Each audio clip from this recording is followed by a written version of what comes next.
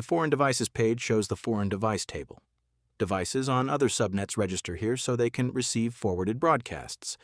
When a remote device sends register foreign device, a new row appears automatically, if BBMD is running and the port is free. You can search by IP, add a device manually, remove a selected device, export CSV for reports, save DB and load DB to keep data between sessions. Each row shows IP, port, TTL, remaining time, registration time, status, and last packet time. If the table is empty, check that BBMD is running and use Packet Monitor to confirm registration traffic is arriving.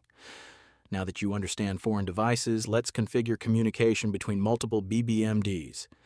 In the next video, we'll set up the BBMD table, add peer BBMDs, and verify that broadcasts are forwarded correctly across subnets.